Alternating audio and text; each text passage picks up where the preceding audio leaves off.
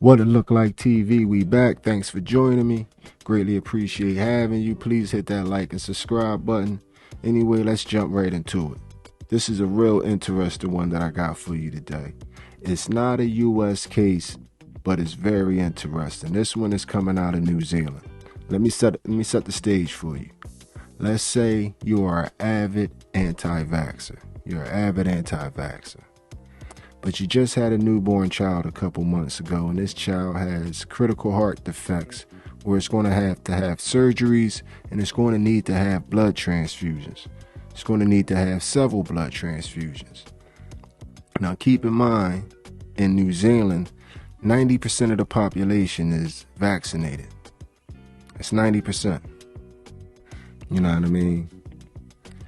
But your stance on the anti-vax is so strong that you refuse any blood transfusions for your child from people that have been vaccinated. Now, like I said, 90% of the population is vaccinated. Then it's another catch that they don't track vaccination status in blood donations. So now this child's life is hanging in the balance.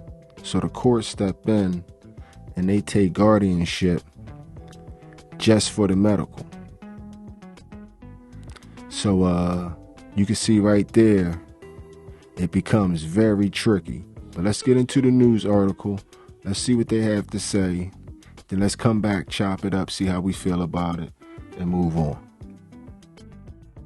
Covering this case, and she joins us now. Alice, this has been a tough case and a significant decision by the judge today to award guardianship to the court.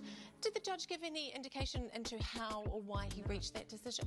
Yes, well, Justice Scott said from the outset the decision here was about whether this heart surgery was in the baby's best interests. He also recognised that the child's parents had a genuine concern about their child receiving a blood transfusion from blood from people who had received a COVID-19 vaccine. He had to do that, did not seem as if he was overstepping and the New Zealand while he was Service. overstepping. He said also that the parents' alternative that they had suggested and spoken about, the fact that they had a number of people who were unvaccinated and willing to provide blood, wasn't a viable alternative because it was not available. It also wasn't supported by the child's doctors. So he said for these reasons, and given that the surgery for the baby was urgent, it was in the child's best interests to proceed in this way. Yeah. The thing that I found weird was all the people out there protesting. Like I said, I don't know how to feel about this one, so I just leave it alone. As far as going out and protesting the right for everybody to use this child as a political prop, I'm not really with that. Because it is a human life hanging, you know what I mean, in the mist. And I'm with doing everything that you possibly can to help your child. If the child isn't alive, what good is it when it's all said and done? Do you care more about your stance or do you care more about your child?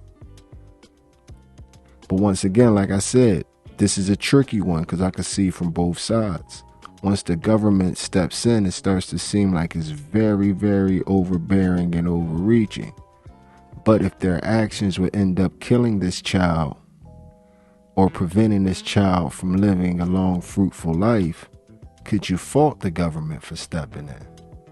But right now we have this such bad taste in our mouth about government. It's hard to get a clear view and come to a unbiased conclusion. Let me just put it like that.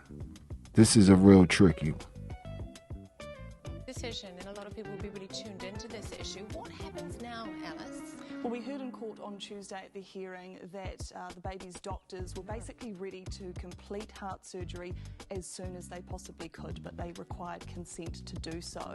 They said that it would take about 48 hours for them to make all the preparations needed, and that they would do that as soon as they received a decision. They've got that now, so 48 hours supposedly would start now. That would take us to about Friday, which could be when surgery goes ahead. In terms of the family's lawyers, they do have the right to appeal this decision, but the order to continue and proceed with surgery would carry on and be carried out until that appeal could be heard, and that could take some time. It is so interesting. It's a really tricky case. What do we know about with... Before they proceed, how critical is the surgery? That's one thing that they haven't touched on yet in this 2 minutes so far, this 2 minutes and 39 article that we're watching, video that we're watching. They haven't touched on how critical the surgery is. If the parents appeal, do they have time to appeal?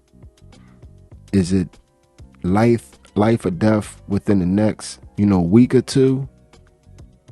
I think that's an important piece of the puzzle. If you're going to report on this, you need to tell us exactly how critical is the need for this surgery at this moment right now. I think that's an important piece of the puzzle.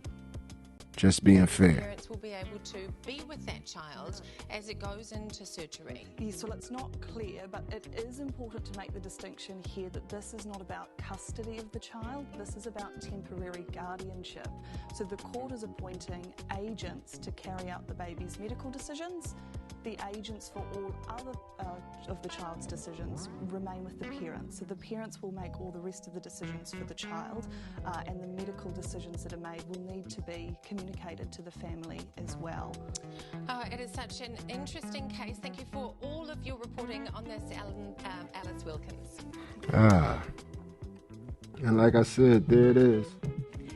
That's what we was talking about right there. And like I said, that's a tricky one. I kind of don't know how to feel. I can see it from both sides of the coin.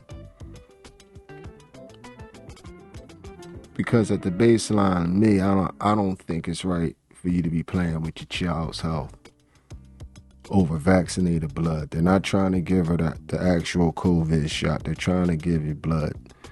If the person that you get the blood from wasn't vaccinated, it got some type of poison in it, because they're a human being and they've been living on this planet.